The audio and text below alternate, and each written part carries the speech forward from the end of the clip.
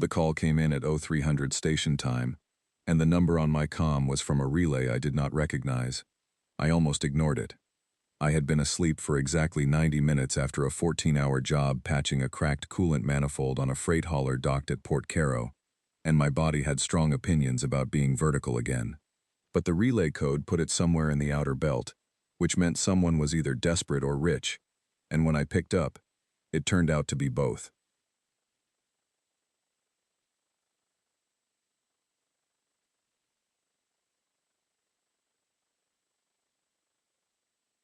Is this Calvin Hale?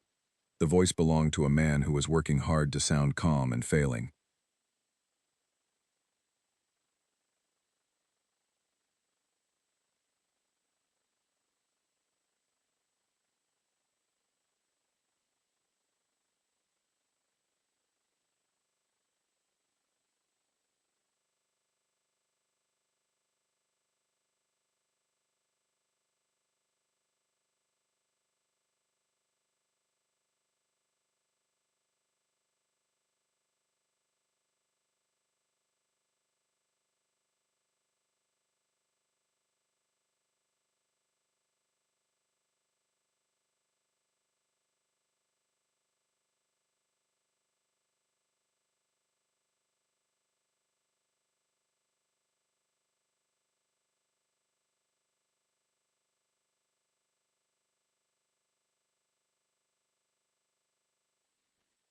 My name is Director Oren of the Vertex 9 Station Administration.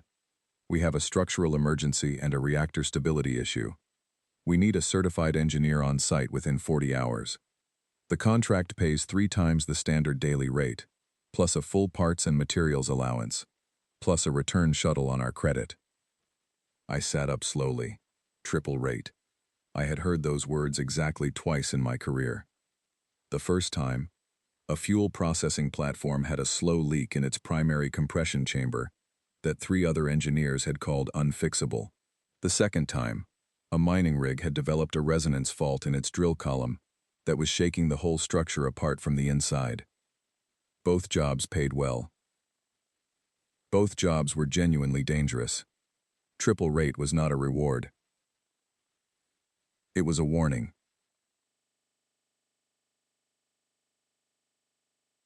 What's the current status of the reactor? I asked. Running at acceptable parameters. For now. Hull integrity? We have 3 breach points. Minor breaches. Sealed with emergency foam at present. How long has the foam been in place? A pause. A pause long enough to mean something. Approximately 6 weeks.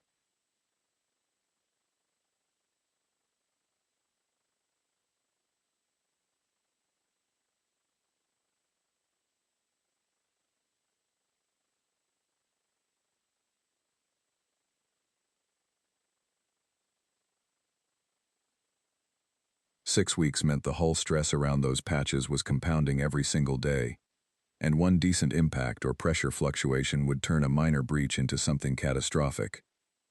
Everything you have, sensor logs, maintenance records, structural scans. Of course. Immediately. Will you take the contract? I was already pulling up the files on my second screen. Let me look first. What I found in the next 20 minutes did not make me feel better. The engineering logs for Vertex 9 were a mess, not in the ordinary way that station logs get messy when crews are tired or short-staffed. They were messy in a particular way, a deliberate way, like someone had been moving numbers around to make things look better than they were. The reactor logs showed stable output, but the temperature variance readings had been manually overridden at least a dozen times. The structural reports listed the hull breaches as minor, but the foam patch readings told a different story.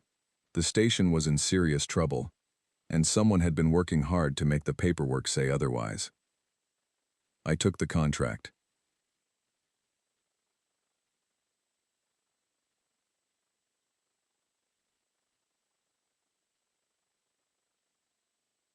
My name is Calvin Hale. I am 34 years old, human, born in the port city of Veldran, on a world most people have never heard of. I have been an engineer for 12 years, certified across 7 station classes, and I have fixed things that other people walked away from. Not because I am braver than other people, because I am more stubborn. There is a difference, though most people cannot see it from where they are standing. The shuttle ride to Vertex 9 took 31 hours. I spent most of it going through the files and building a mental picture of what was actually wrong with the station versus what the logs claimed was wrong. By hour 20, I had 3 full pages of notes and a low, steady feeling in my chest that I had learned to pay attention to over the years. It was not fear exactly. It was the feeling of knowing that the job was bigger than advertised, that the surface problem was sitting on top of a deeper one, and that the person who hired me had either not told me everything or did not know everything themselves. Vertex 9 came into view as a mid-sized deep space hub, the kind built for cargo transfers and crew resupply, with a central ring and 4 docking arms extending outward like the spokes of a wheel. From the outside it looked ordinary enough. A little dark, maybe. Some of the running lights on the upper docking arm were out. That was never a good sign. When my shuttle docked at the secondary bay, I was met by a woman named Petra Oren, the director's assistant, who had the kind of careful, practiced expression people get when they have been told to be friendly and are concentrating very hard on following those instructions. She was young, maybe 25, with short dark hair and a data pad she was gripping just slightly too tight. "Mr. Hale," she said, "we're glad you're here. I'll show you to your quarters first and then—" "Take me to the reactor room first," I said. She blinked. "Director Oren wanted to meet with you before." "I'll meet with Director Oren after I see the reactor. I need to know what I'm working with before I sit down and discuss anything."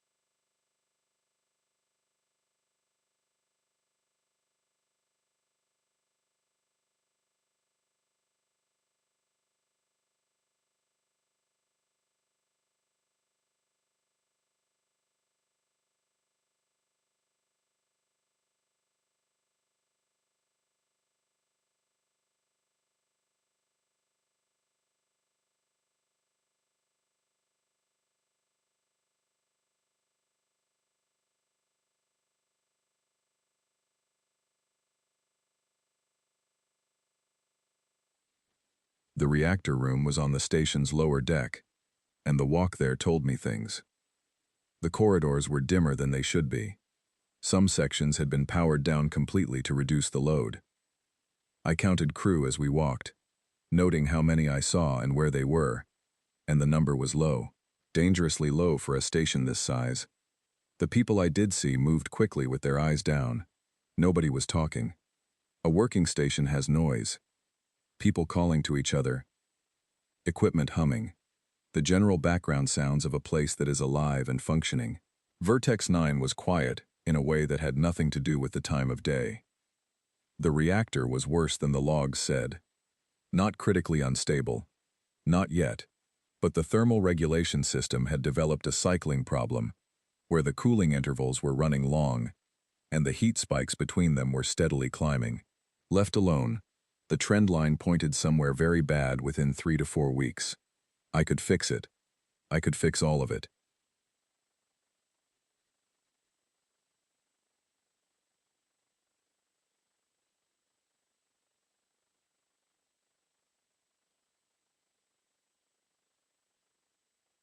But standing there in the blue-lit heat of the reactor room, looking at the data on the monitoring panel, I had the very clear sense that fixing the machines was not going to be the most complicated part of this job.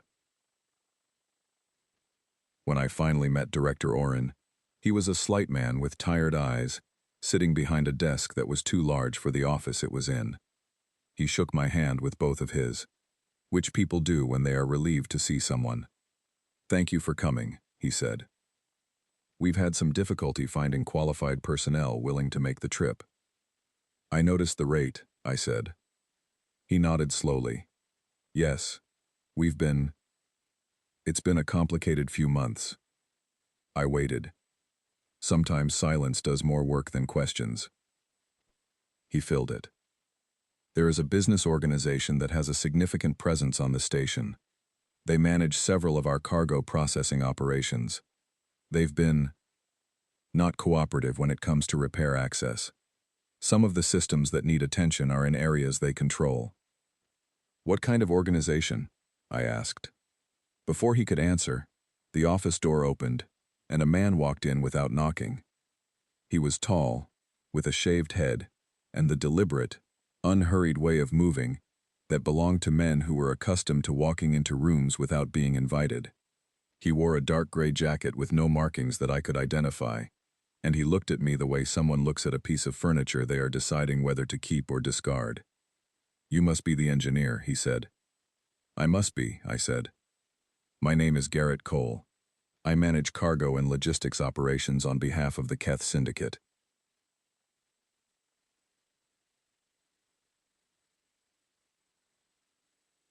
He said it the way you state a fact that is meant to end further questions. I want to make sure we're clear on the parameters of your work here. You have access to the reactor room, the main engineering bay, and the 3 hull breach sites on decks 4, 7, and 11. You do not have access to the cargo processing levels, the secondary storage ring, or any restricted areas as designated by Syndicate personnel. What if one of those areas contains a system I need to reach? I asked. It doesn't. How do you know? You haven't told me what's broken yet. He looked at me for a long moment. Not with anger, with assessment. I'll have one of my people escort you to ensure you stay within the approved areas. That's fine, I said. Just make sure your person can keep up. He left without another word. Director Oren looked at the closed door for a moment, and then looked back at me with the expression of a man who had given up expecting things to be simple. That, he said quietly, is the complicated part I mentioned.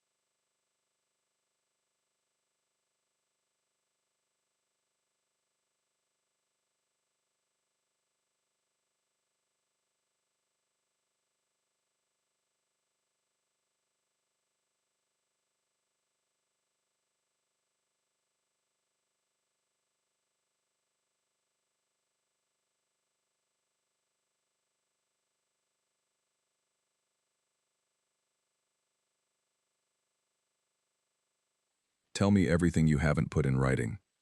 He talked for an hour. I wrote down everything he said, and everything he was careful not to say, and by the time I walked out to start the actual job, my list of what was wrong with Vertex 9 had grown considerably.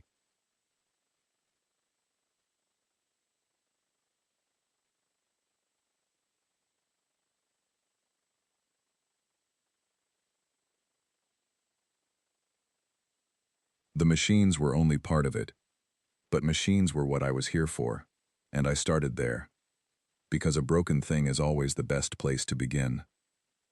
The escort they assigned me was a quiet man named Cole's associate who introduced himself as Dex, and seemed to interpret his job as standing near me and looking uncomfortable.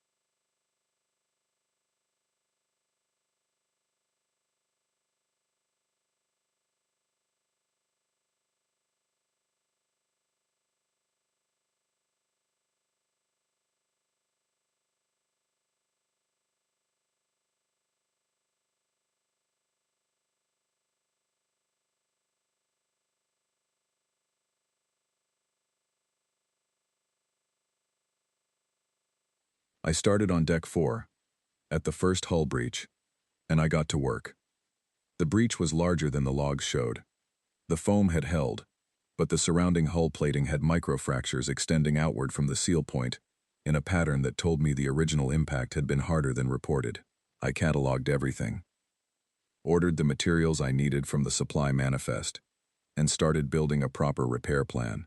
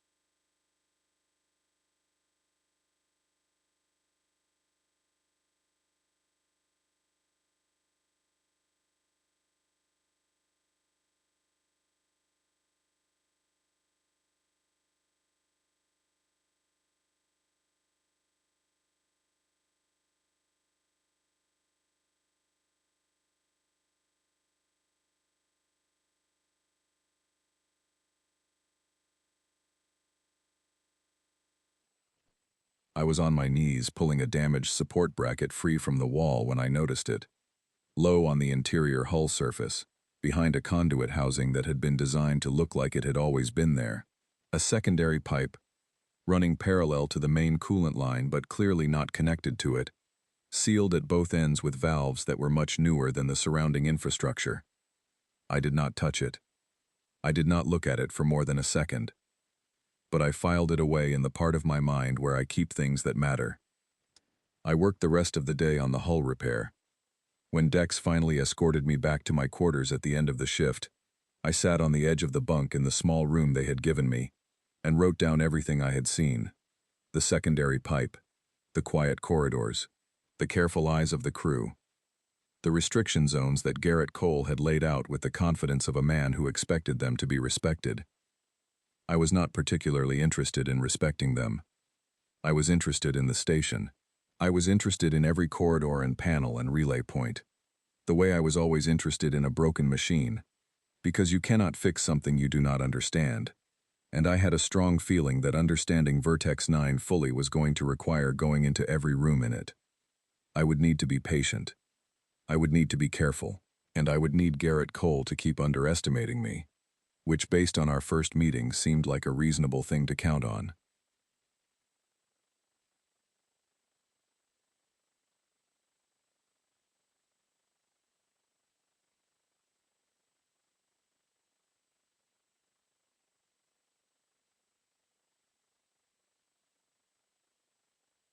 Tomorrow the real work started. There is a truth about broken places that most people never learn, because they are too focused on the obvious damage. A station does not fail in one spot. It fails in a pattern.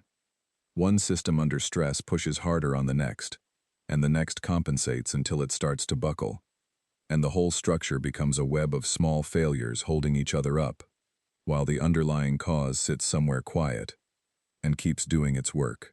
Finding the real problem means tracing the pattern backward to its source, and that means going everywhere. I was on deck 4 by 0:115, an hour before my assigned escort was supposed to arrive. The corridor lights were at their night setting, a low amber wash that made the walls look like old copper. I had my tools, my scanner, and a perfectly legitimate reason to be exactly where I was. There was a secondary pressure sensor behind a wall panel near the hull breach site that I needed to calibrate before the day's repair work could proceed. All true. All documented in my work order. What was also true, and not documented in my work order, was that the panel I needed to open was adjacent to a conduit junction that fed into 3 other decks, and standing in front of an open panel at 0515 with a scanner in my hand was entirely unremarkable for someone in my profession. Engineers live inside walls. Nobody looks twice at us. The secondary pipe I had noticed the day before was part of a network, I traced it carefully. A few minutes here, a few minutes there. Never rushing, never lingering, always having a tool in my hand, and a reason to be looking at the surface I was examining. Over the next 3 days I built a picture. The secondary pipe network ran from the cargo processing levels, which were in the Syndicate's restricted zone, up through the station's engineering infrastructure, and out to an external docking point on the lower hull. It was not a coolant line. It was a transfer line. Small bore but high pressure, designed to move something in large quantities very quickly, from inside the station to a waiting vessel, without going through the main cargo bays where records were kept. I had seen setups like this before. Not on stations. On old smuggling ships that got brought into dry dock for legitimate repairs. The principle was the same. You build your real operation inside the infrastructure of something real, something that looks like it belongs. And you use the maintenance workers and the engineering access and the general invisibility of pipes and conduits to do quietly what would be very loud if it happened in plain sight. Whatever the Keth Syndicate was moving through Vertex 9, it was not going through the official manifests.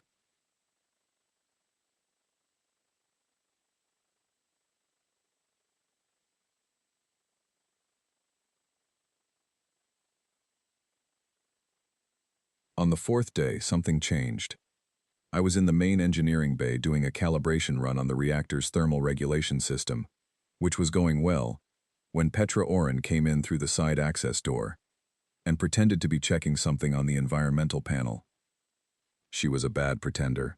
She stood too close to the panel without actually looking at it, and her fingers were still on the edge of the screen without pressing anything. "You can just talk to me," I said without looking up from my calibration readout. She was quiet for a moment. "They watch the corridors," she said. "The camera feeds on decks 3 through 9 run through their systems. They get a copy of everything. But not this room. The engineering bay has its own closed system. It's not connected to the main station network." She paused. I checked. I looked up at her then. She was young, but she had the specific kind of steadiness in her face that belongs to people who have been living with something difficult for a long time and have decided they are done accepting it. "What do you want to tell me?" I asked. "The crew," she said. "The original crew. When the Syndicate came on board 14 months ago, they brought their own people.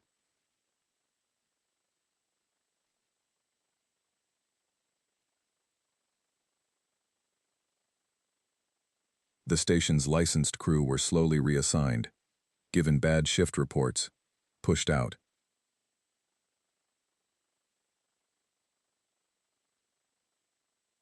What you see now is what's left."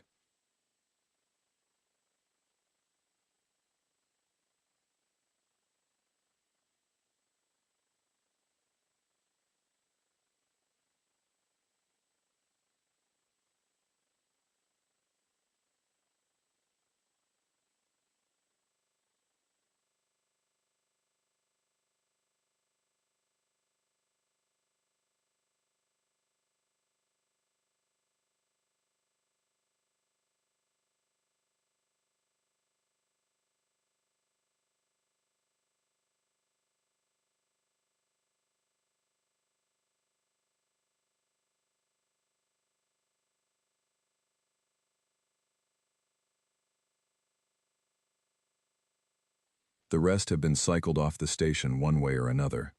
She stopped, took a breath. Nobody talks about it. Nobody knows who's listening. What about Director Oren? He does what he can, but they control the cargo revenue. The station's operating budget depends on cargo processing fees.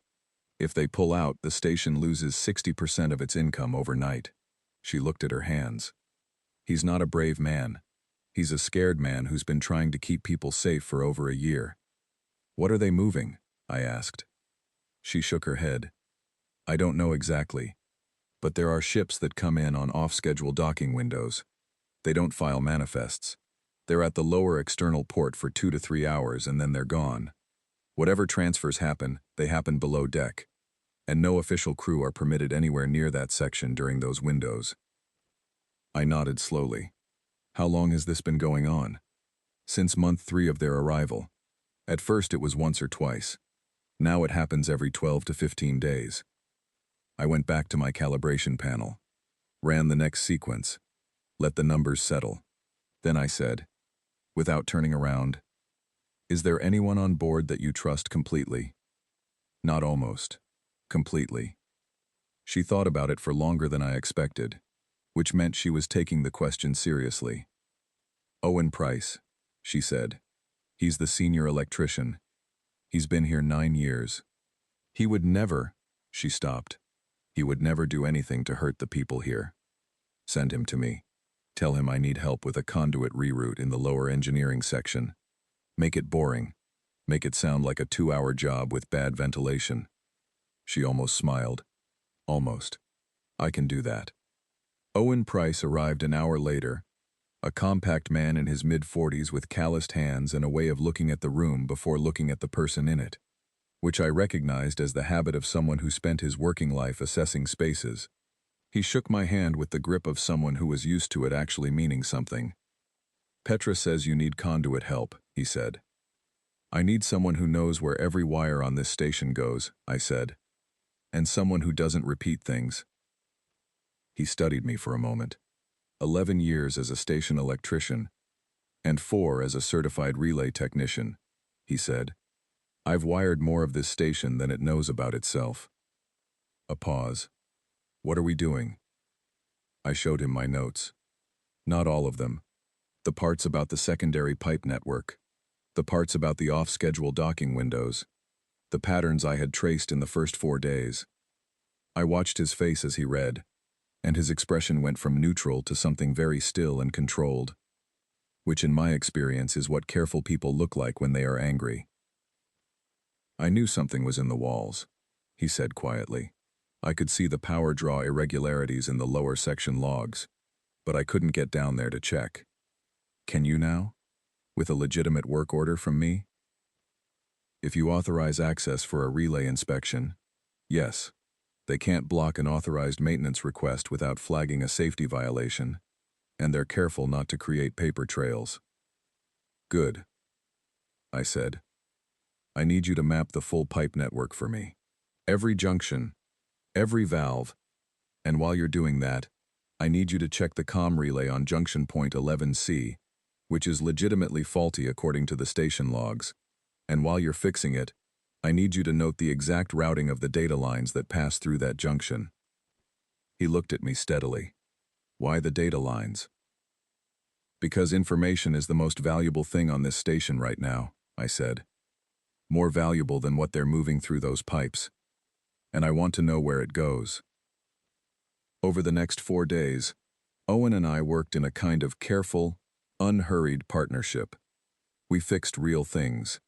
We repaired the comm relay on junction 11C. We patched 3 secondary conduits that had genuine wear damage. We did every bit of legitimate work exactly as it appeared on the work orders. And while we were doing it, we mapped. We documented. We built a picture of the station's actual infrastructure versus what the official plans showed. And the differences were substantial. The data lines at junction 11C fed into a tap.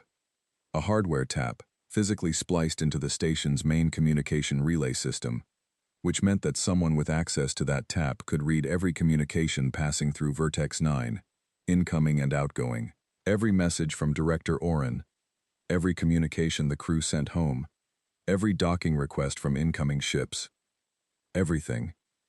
I stood at the open relay panel and looked at it for a long time. It was elegant work, actually. Whoever had installed it knew what they were doing. The splice was clean and almost invisible, tucked against the main relay casing, in a way that would only be visible to someone who was specifically looking for it. "How long has this been here?" Owen asked from behind me. "Based on the insulation weathering," I said. "At least 8 months. So they've been reading everything. Everything sent through this relay, yes." I closed the panel carefully and made a note on my pad that the comm relay had been inspected and was functioning normally, because it was. The tap did not interfere with transmission quality. That was the point. "Which means we don't put anything important through it," I said. Owen nodded. He was a fast learner. On the 8th day, something happened that changed the timeline. I was in my quarters writing up the day's work notes when there was a quiet knock at the door. I opened it and found a young woman standing in the corridor, early 20s, with the careful posture of someone who was used to taking up as little space as possible.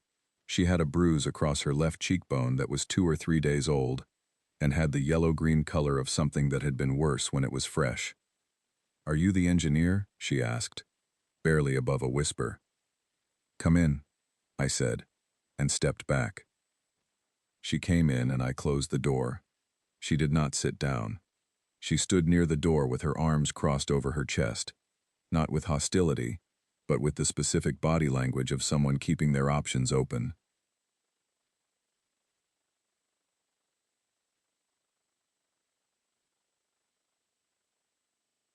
"My name is Lena Ward," she said. "I work cargo processing on Deck 6.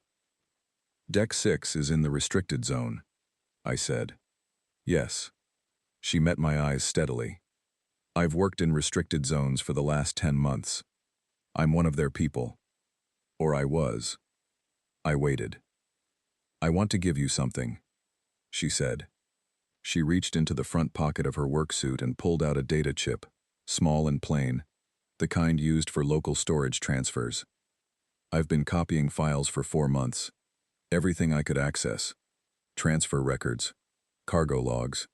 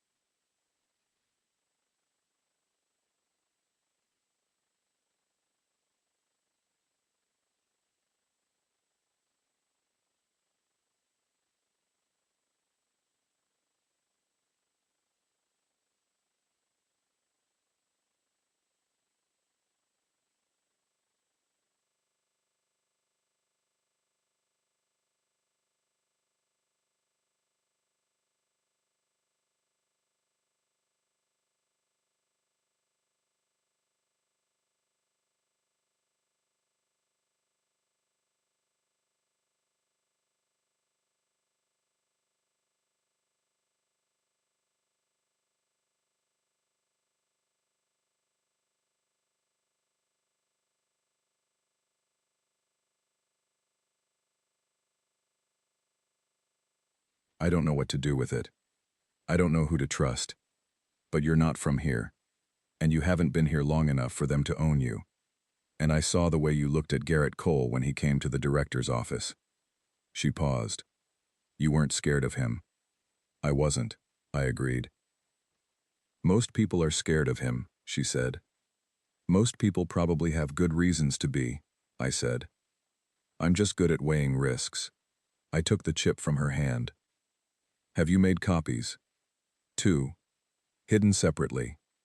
"Good. Leave them where they are for now. Don't tell me where." I looked at her directly. "Are you safe tonight?"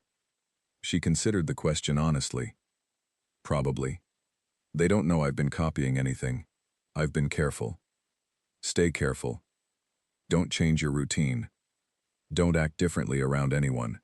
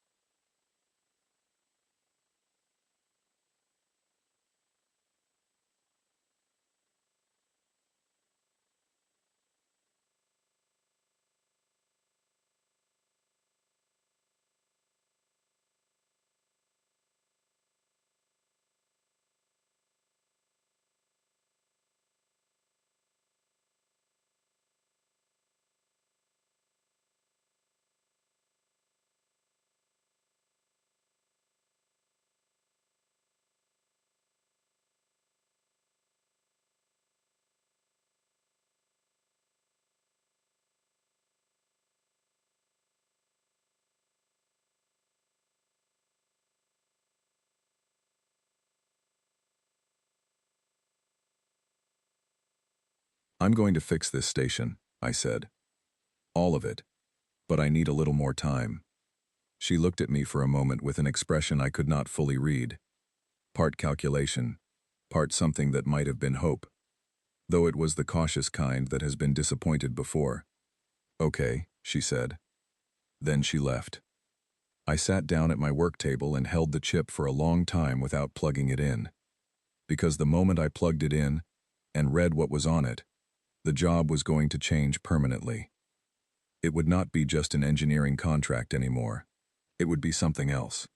Something with different weight and different stakes and a different kind of ending.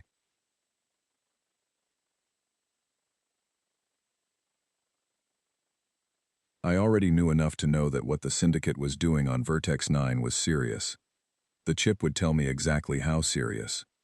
I plugged it in. The files were meticulous. Lena Ward was careful and organized, and she had an eye for what mattered. The transfer records alone covered 16 months of off-schedule cargo movements, with quantities, timestamps, and the identification codes of the receiving vessels. The cargo itself was listed in internal shorthand that took me a few minutes to decode, but once I did, the size of what I was looking at settled over me like cold air. It was not contraband goods. It was not stolen equipment.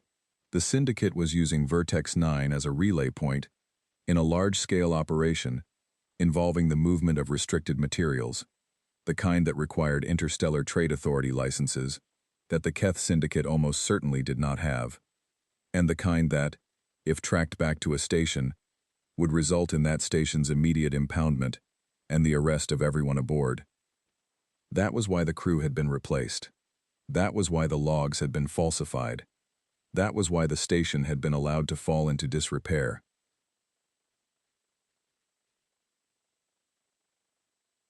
Because a station that looks broken attracts less attention than a station that looks healthy and active, and that was why no qualified engineer had taken this contract before me.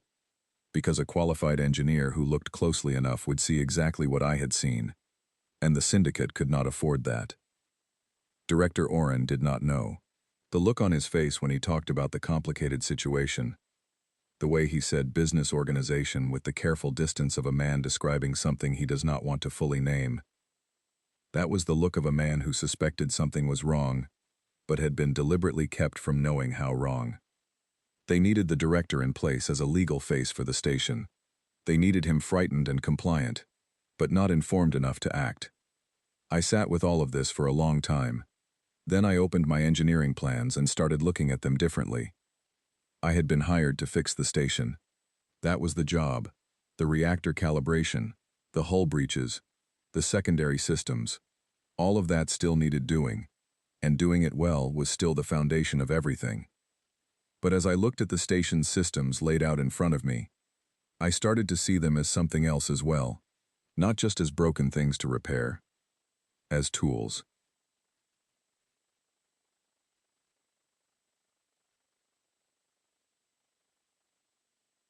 A station is a machine.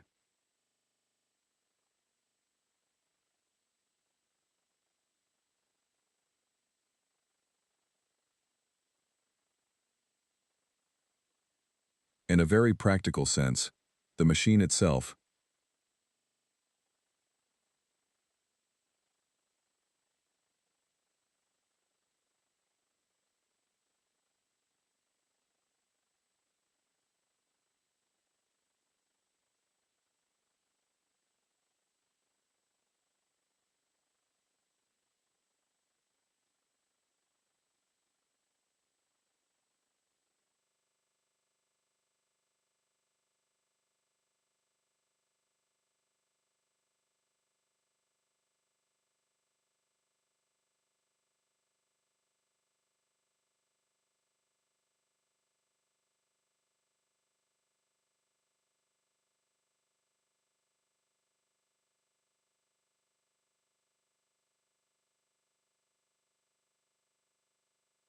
but they did not understand the station the way I was coming to understand it. They did not know where every wire went, or how the comm relays connected to the external antenna array, or precisely which control systems fed into which others and in what order. They had been here for 14 months, and they had never bothered to truly learn the thing they were using. I had been here 9 days, and I was starting to know it like I had built it myself. I pulled up a new file on my work pad and began making a different kind of list. Not a repair list. A systems map, drawn from everything Owen and I had documented, showing the control relationships between every major system on Vertex 9, where each one could be accessed, how each one could be redirected. What would happen to what if this relay were rerouted, or that control junction were physically separated from its standard pathway? It was the kind of map that only made sense if you planned to operate the station from a single point, without normal crew access. The kind of map that only mattered if the station's control was going to change hands. I worked until 0300. When I finally stopped, the plan was not complete, but its shape was clear. It was an engineering problem, and I was good at engineering problems. The solution required time, precision, and the continued assumption by Garrett Cole that I was a repairman who would fix the machines and go home. I turned off the work pad and lay down on the bunk. The bruise on Lena Ward's face sat in the back of my mind. The careful downward eyes of the crew in the corridors. Petra Oren gripping her data pad too tight. Director Oren's tired eyes behind a desk too large for his office. Owen Price's controlled expression when he read about the hidden pipe network. 11 people out of 46, trying to do their jobs in a station that someone else had turned into something it was never meant to be. I thought about all of that for a while. Then I went to sleep. Because the work started early, and a tired engineer makes mistakes. The morning Garrett Cole put a guard on the reactor room door was the morning I understood that my window was closing. I had known it would happen eventually. 9 days of watching an engineer move freely through a station you are using for purposes you do not want examined is 9 days of accumulated risk. And Cole was not a stupid man. He was a careful one, and careful men eventually notice things. The guard's name was Rafe, a broad, quiet man who told me his job was to make sure I stayed on task. He stood by the door and watched me work with no expression on his face. I said good morning to him. He did not respond. Fine. I had worked in rooms with unfriendly supervision before. I put my head down and worked. What Cole's guard did not know, because Cole did not know, was that I had spent the previous 48 hours completing the final piece of the systems map. The reactor room, where I was now confined, happened to sit at the exact center of Vertex 9's primary control infrastructure. Every major system on the station had at least one control pathway that passed through the reactor room, because the reactor was the station's power source, and you could not run any major system without power.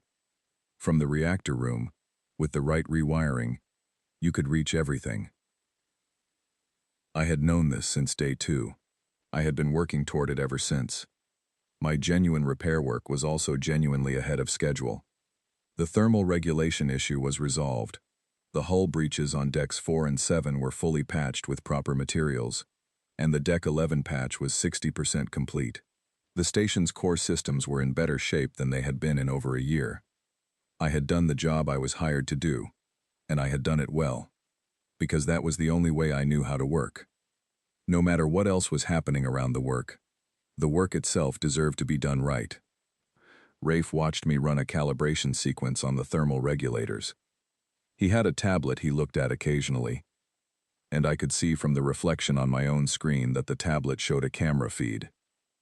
Internal cameras. He was watching something on the station while watching me in person. I filed that away.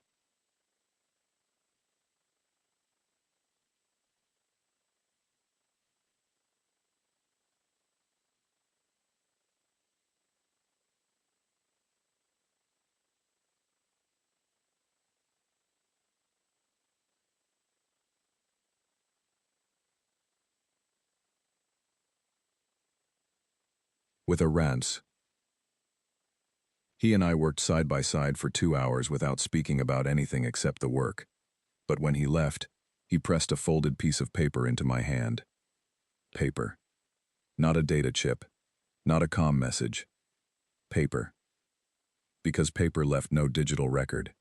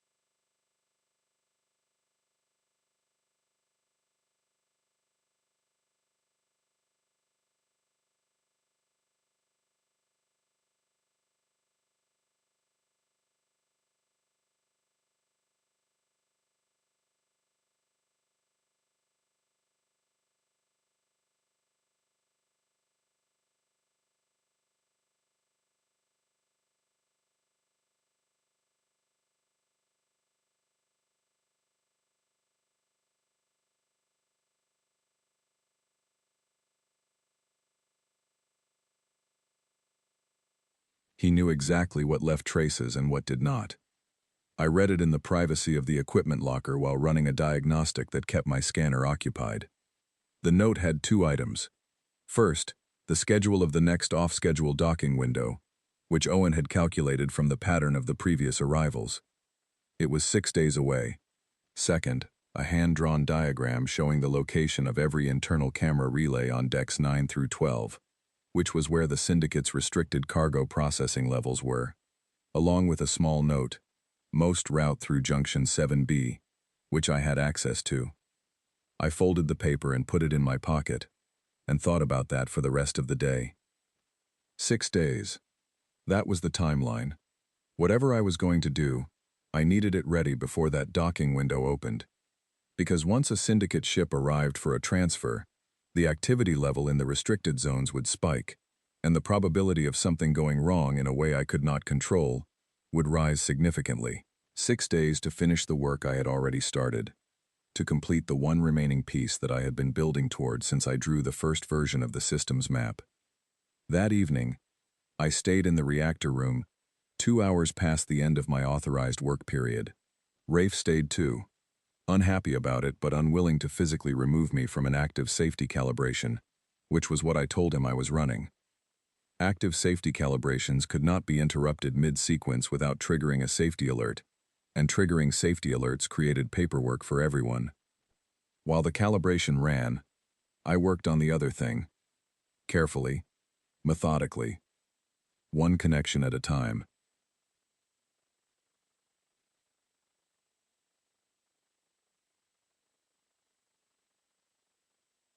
The reactor room's control panel had 17 physical access ports for system maintenance. 6 of them were connected to standard station systems in the standard ways the engineering manuals described. The other 11 had been installed during the station's original construction, and then largely forgotten, because they connected to older system pathways that had been superseded by later upgrades. The upgraded systems had new control pathways. The old pathways still existed, running parallel and unused, like old roads that a newer highway had made redundant. Nobody had bothered to disconnect them because disconnecting them required accessing panels that were awkward to reach, and there was no pressing reason to do so. There was a pressing reason now. Those old pathways, with the right signal sent down them, could reach systems that the Syndicate's monitoring equipment was not watching, because as far as their monitoring was aware, those pathways carried nothing. I spent those 2 hours connecting things. Not dramatically. Not in a way that would look like anything other than routine maintenance work to anyone observing the room. Small connections, properly soldered, properly insulated. Professional work, the kind of work you would do if you were doing a thorough upgrade of an older control system, which was, in fact, a reasonable thing to do while you were already running calibrations on the reactor. Rafe watched from near the door. I could feel his attention on my back at intervals, the periodic checking that people do when they are supposed to be watching something. Between checks, I worked. By the time I finally authorized the end of the calibration sequence and began packing up my tools, 3 of the 11 old pathways were connected to new endpoints. The external communications antenna array, whose signal routing I could now adjust from this room. The main docking clamp control system, which managed every docking port on all 4 of Vertex 9's arms, and the station-wide power distribution grid, not the reactor itself, but the system that directed the reactor's output to the various sections of the station. 3 connections. 3 levers, for lack of a better word. It was not everything I would need, but it was the beginning of everything. Same time tomorrow, I told Rafe as I packed my kit. He did not answer. I headed to my quarters, and on the way I passed Owen in the corridor outside the main maintenance bay. We did not look at each other, but my hand and his hand passed close enough for the small folded note he had written to move from his pocket to mine. I read it in my quarters. He had found 2 more relay junctions I had missed in my original mapping, both in the lower maintenance shafts above the restricted cargo level, both accessible on legitimate inspection orders, both connected to systems I had not yet reached.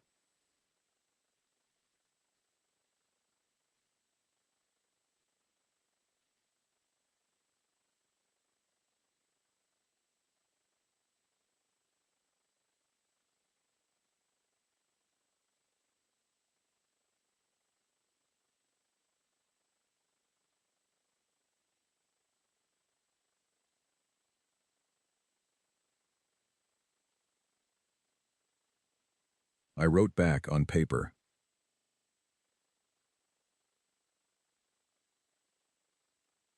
With a pants, I left it in the agreed spot under the lip of the workbench in the main maintenance bay, the spot that existed in the blind corner of the room's camera angle. Owen would find it in the morning. 5 days. The 4th day passed in a controlled, professional manner that required more self-discipline than anything else I had attempted on Vertex 9, because on the 4th day, Cole called me to the cargo director's office, which was in the restricted zone, and I went with Rafe escorting me through the corridors I was not supposed to be in. And the whole time I kept my eyes forward and my expression neutral while gathering information with everything available to me. Every door, every junction, every panel. The layout of the restricted level matched what Owen's notes had suggested, but seeing it directly was different, cleaner. Cole sat across the table from me with a tablet in front of him, and the controlled expression of a man who was going to ask a question and would be measuring the answer very carefully. Your progress reports, he said, indicate you're ahead of schedule on the major repair items. I work efficiently, I said. The hull repairs on decks 4 and 7 are complete. Deck 11 is close. The reactor calibration is done.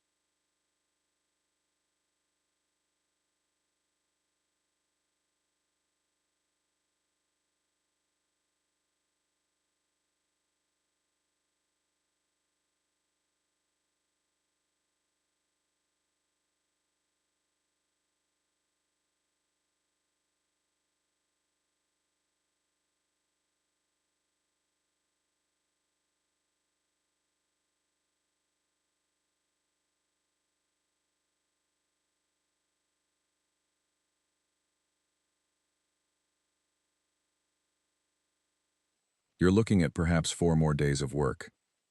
3. If the materials hold, I said. He nodded slowly. Then in 3 days, the station's core issues will be resolved. Your contract will be fulfilled, and you can take the return shuttle. He said it pleasantly, the way someone closes a door pleasantly when they want you to understand that it is being closed. We appreciate your efficiency. I appreciate the rate, I said. He almost smiled. Is there anything that would cause you to need additional time? Any complications you anticipate?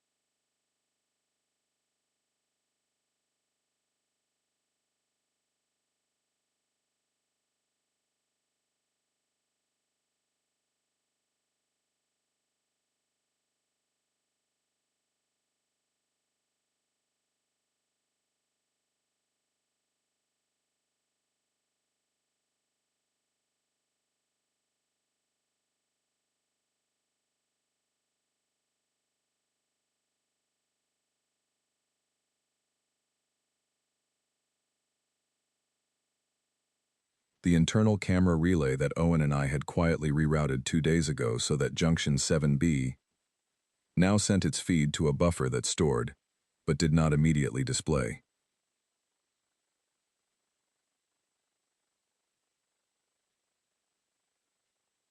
The cargo manifest system that Lena Ward's chip had revealed contained 16 months of evidence. The communication tap that I had not removed, but had begun mirroring to a separate buffer that I controlled. I thought about all of that for about 1 second. No complications, I said. I anticipate finishing clean."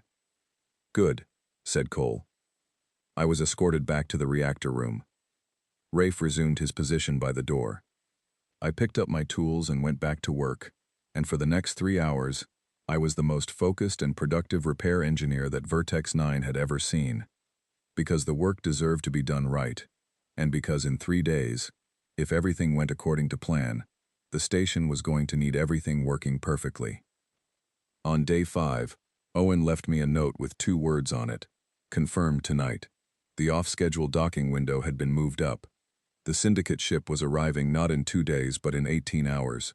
The timeline had just been cut in half, and I was not yet ready.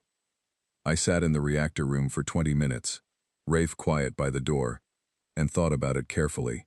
18 hours. I had 8 connections made. I needed 11 for the plan as I had drawn it. 3 more, in specific locations, both accessible with the right work orders, but each one requiring at least an hour of careful work. 18 hours gave me enough time, if nothing slowed me down. Nothing could slow me down. I authorized 3 new work orders, all legitimate, all documented as routine maintenance. 1 in the lower communications hub, 1 at the main docking control panel on Arm 2, 1 in the power sub-distribution node on Deck 9, all within authorized access for a contracted station engineer, all filed correctly, all time-stamped, all absolutely standard. And then I worked. I worked through the rest of the day shift and into the evening, moving between locations with Rafe trailing behind me, fixing real things at each stop, and spending the margins of each job on the connections I actually needed. It was the most delicate work I had done in 12 years of engineering, not because the technical challenge was unprecedented, but because the timing and the context required a level of consistent calm that did not come naturally when you were doing something that, if discovered, would result in a serious problem. But the work was the work. I focused on it. I let everything else fall to the background, the way I had learned to do in bad reactor rooms and cracked hulls and situations where the machine needed full attention. The connections were clean.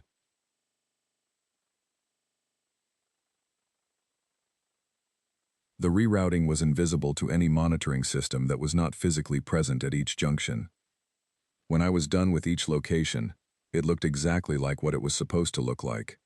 A well-maintained system that had received appropriate attention from a competent engineer. By 0200, with the Syndicate ship due in 16 hours, I was done. I went back to my quarters and sat at my work table and looked at the systems map on my pad. 11 connections. The external comm antenna, now routable from the reactor room. The docking clamps on all 4 arms, controllable from a single point. The power distribution grid, adjustable by zone. The internal camera relay buffer, giving me a 4-hour delay window on the recorded feeds from the restricted levels. The communications tap, now mirroring to my own buffer. The cargo transfer pipe network's pressure valve control, accessible from the engineering junction I had reached on day 11. The station's external broadcast array, normally used for navigation and docking signals, now carrying a secondary channel that I had registered on a frequency the Syndicate's monitoring equipment was not tuned to receive.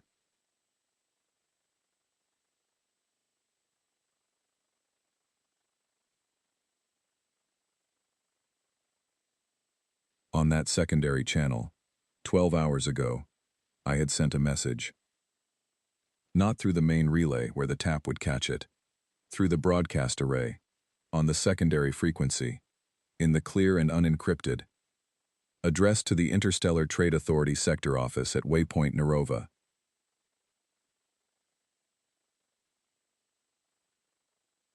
The message contained the contents of Lena Ward's data chip, every transfer record, every falsified manifest, every timestamp and identification code, and quantity of restricted materials. 16 months of evidence, compressed and transmitted on a frequency that any ITA patrol vessel within 4 light hours would pick up as a routine navigation beacon. A navigation beacon with a very unusual payload. I did not know if it had been received. I did not know how long it would take for anyone to act on it, or if they would act on it in time to matter. The ITA was thorough but not fast, and the distances involved meant that any response was likely to be measured in days rather than hours. I could not count on rescue. I did not plan to. What I planned to do was much simpler. I planned to be in the reactor room when the Syndicate ship docked.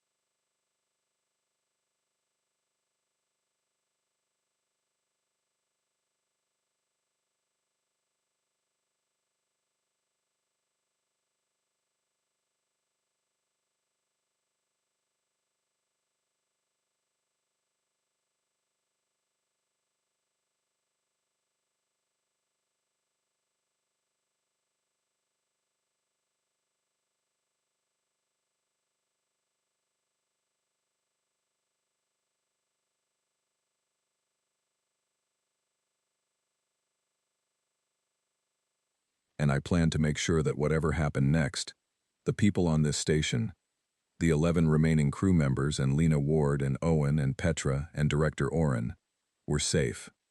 Beyond that, I was going to improvise.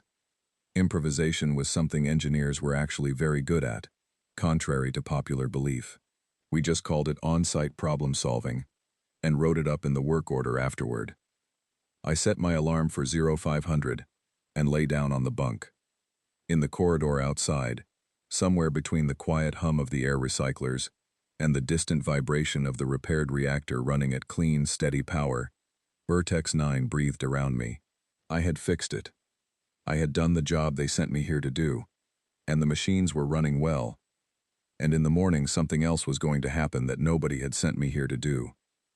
I had stopped minding about that, somewhere around day 4.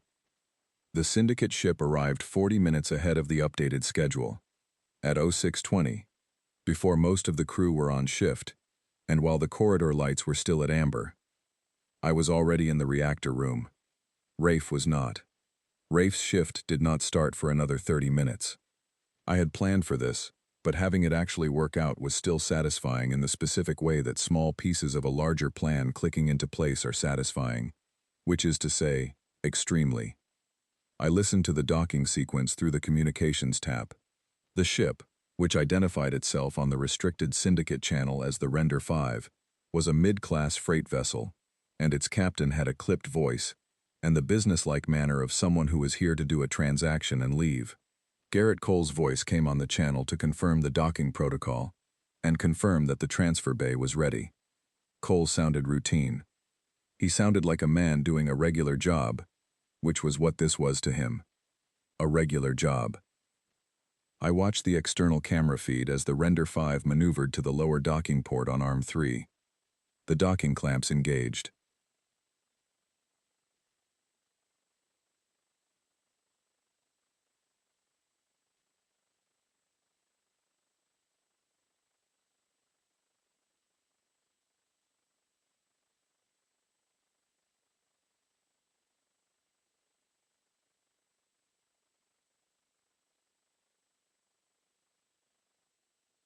I gave it 10 minutes.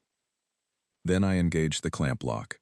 The docking clamps went to manual-only release mode, which required physical access to the docking arm's local control panel to override. No one in the reactor room, and no automated system, could release them now without walking to the docking arm and doing it by hand. The docking arm was in the part of the station I controlled. It was going to stay that way. What happened next happened faster than I had expected, because the Render 5 attempted to disengage for a test clamp check approximately 4 minutes after locking, and found that it could not. This generated a status query to the docking control system, which sent an alert to Cole's tablet, and Cole's tablet was apparently in his hand because he responded within 90 seconds, and the response came over the Syndicate comm channel in a tone that was no longer routine at all. Engineering. What is the status on docking arm 3?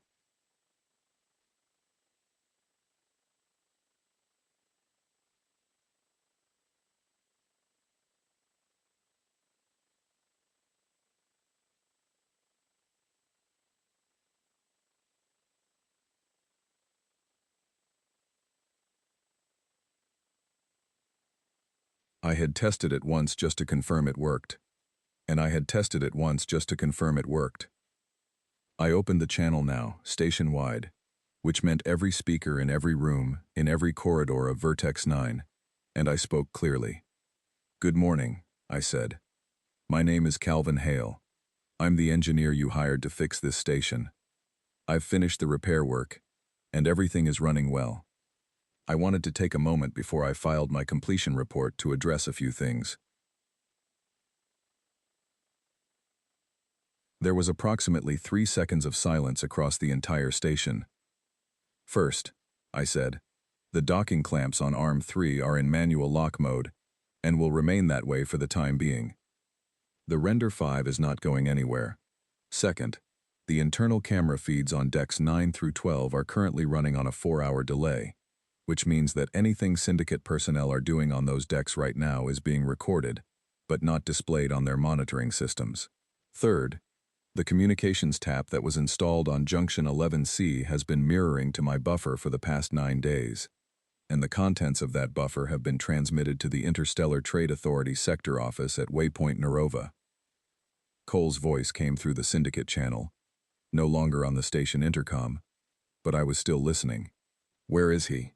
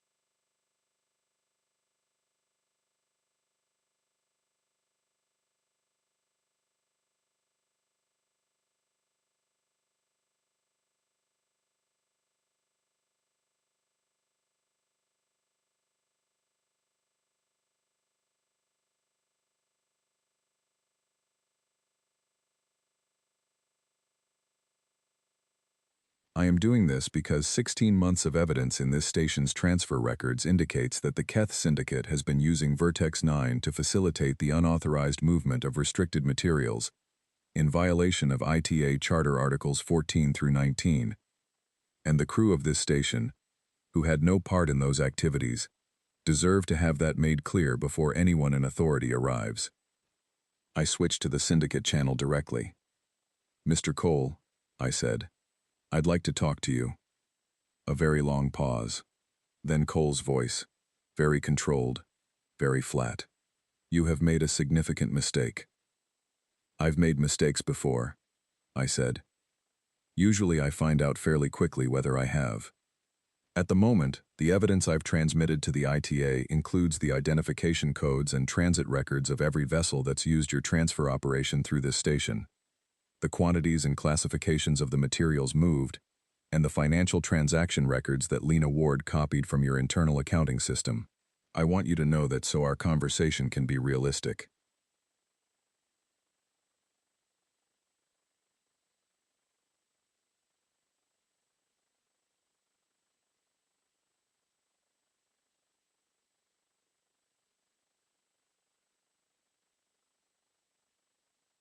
I counted it. 12 seconds. "What do you want?" he said. "I want the crew of this station to be explicitly cleared of involvement in Syndicate operations, and for that clearance to be documented in writing before any ITA response team arrives. I want Lena Ward to have safe passage off this station on a vessel of her choosing, And I want the Render 5 to remain docked until ITA personnel arrive to conduct a proper inspection.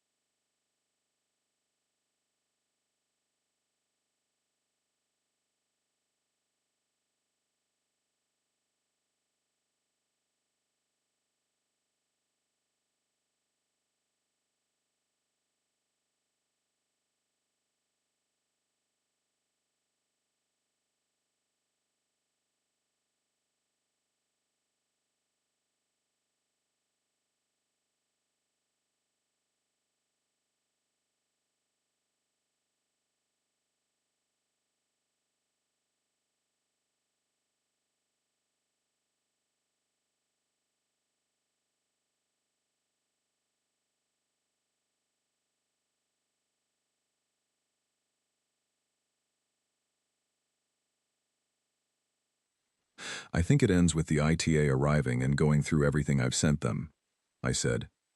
How it goes for you between now and then depends on whether you make good choices in the next few hours.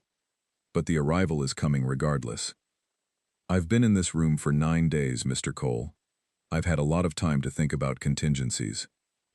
What I did not tell him, because it was not relevant to the negotiation, was that I was also in contact with the Render 5's captain directly, through the secondary broadcast frequency, and that the captain of the Render 5 had been extremely interested to learn that the Keth Syndicate had apparently been using his vessel for operations that could result in his arrest and the permanent seizure of his ship. The captain was cooperative. The captain was, in fact, enthusiastic about cooperating, in the specific way that people become enthusiastic when they understand that their options have narrowed sharply, and cooperation is the only door still open. The next 4 hours were tense in the way that waiting is tense. Nothing dramatic, just time passing. Cole and his people made 2 attempts to reach the reactor room's physical access panel, which I monitored through the camera feeds. On the first attempt, Owen Price appeared in the corridor from the other direction with a very legitimate-looking electrical fault order and managed, through the patient obstruction of a man who had worked on stations for most of his adult life, to spend 40 minutes examining the adjacent corridor panel in a way that made it awkward for Cole's people to do anything without technically obstructing an authorized safety inspection. The second attempt was abandoned when Petra Oren contacted Cole directly to inform him that Director Oren was preparing to file an emergency safety report with the ITA on the grounds that unauthorized personnel were interfering with critical engineering work, which would add additional documentation to the file that was already making its way to Waypoint Narova. I listened to all of this on the comm tap and spent the remaining time doing something I had been meaning to do since day one. A full systems diagnostic of every repaired component on the station. Not because I needed to, because they deserved to be checked, and because it gave me something useful to do with my hands while I waited. The ITA response came faster than I had expected, which meant that either the Waypoint Narova office had a patrol vessel closer to this sector than usual, or the contents of the transmission I had sent had risen to a priority level that warranted fast dispatch. The ITA cutter Steadfast arrived at Vertex 9's outer marker 11 hours after I had locked the docking clamps, with a boarding team and a pair of investigators who had clearly read everything I had sent them and had questions. I released the reactor room lockdown when I heard the ITA cutter's docking confirmation come through the main channel, because from that point forward, I was no longer the person holding things together. That job was theirs. I opened the reactor room door. Rafe was in the corridor, but he stepped back when he saw me, and I noted, with some interest, that he made no move to interfere. Cole's people, I was learning, had very clear lines around what they would do and would not do, and operating against an ITA boarding team was, apparently, on the wrong side of those lines. I walked down the corridor toward the main docking bay, and halfway there I met Owen Price, coming from the other direction with his relay kit over his shoulder, and the expression of a man who had just done something moderately extraordinary and was still processing it. "Is it done?" he asked. The ITA is here, I said. From here, it's their job. He was quiet for a moment. You fixed the station, he said. You actually fixed it. That's what I was hired for, I said. The boarding team was professional and thorough, and the investigators had clearly encountered Syndicate operations before, because they moved through the restricted levels with the precise efficiency of people who knew exactly what they were looking for and where it was likely to be. Cole was detained in Director Oren's conference room within the first hour, along with 6 of his senior personnel. The Render 5's captain, having already transmitted a voluntary cooperation statement from the docking port, was interviewed separately. The restricted cargo bays on decks 9 through 11 were sealed and catalogued. The off-schedule transfer pipe network was photographed, documented, and preserved as evidence.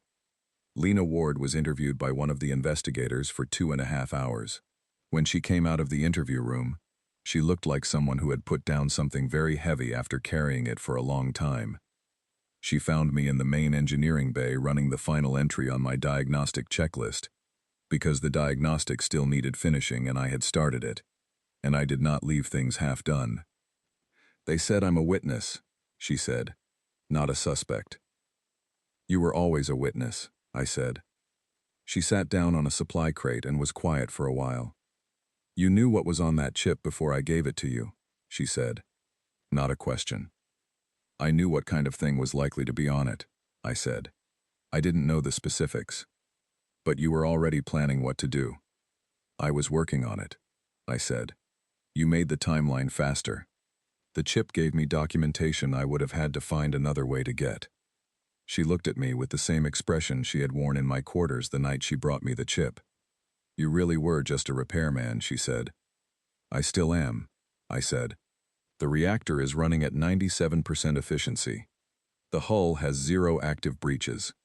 Every secondary system I touched is in better shape than it was when I arrived.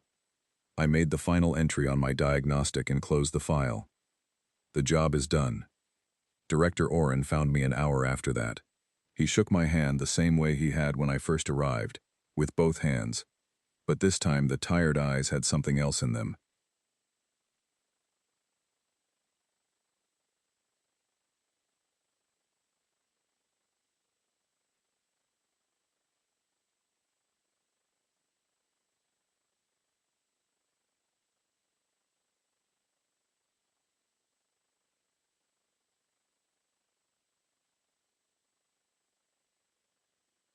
You gave me what you knew, I said.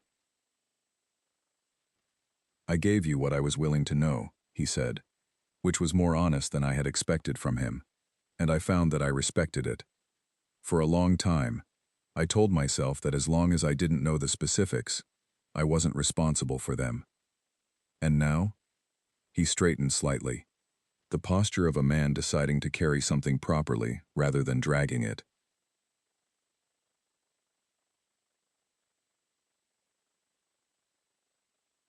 Now I know.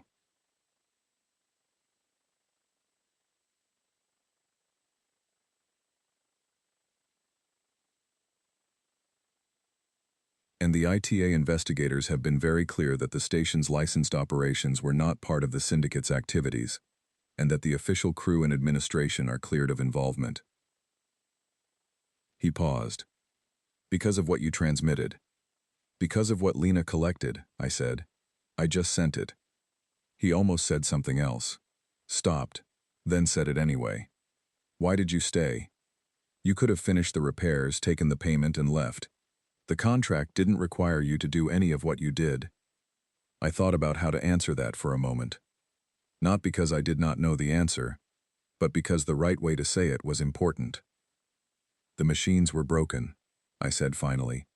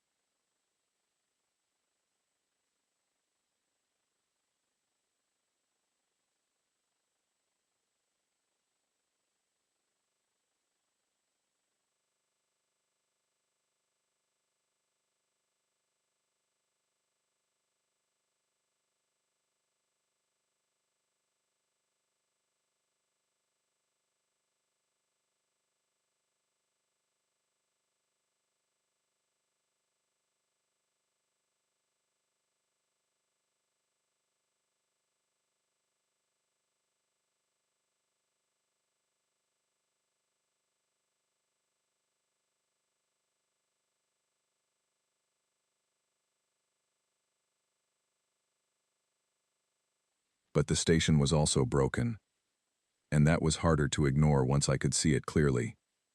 I don't leave things broken if I can help it. It's a bad habit. He nodded slowly. Is there anything I can do for you? Pay the invoice when it comes, I said. The itemized one. Every part and hour is documented. He almost smiled. And the other item? The Syndicate removal? I said. First one's free. I walked back to my quarters, packed my kit, and filed my completion report. Every repair documented. Every part logged. Every hour accounted for. A clean, complete record of work done to standard. Because the work was always the work regardless of what happened around it, and the station deserved a clean record of being put right.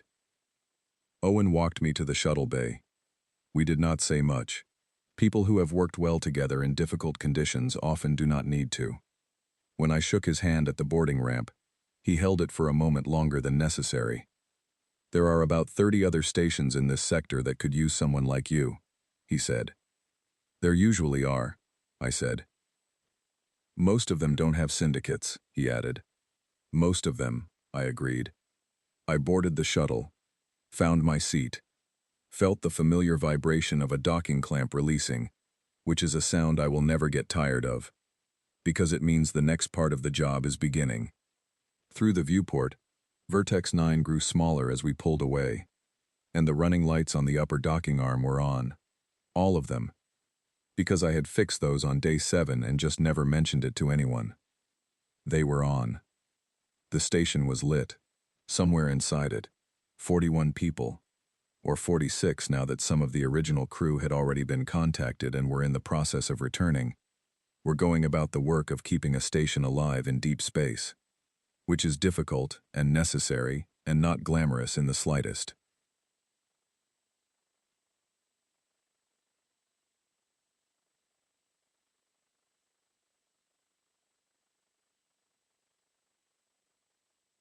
My comm notification chimed. A new contract inquiry, from a relay address in the Outer Rim.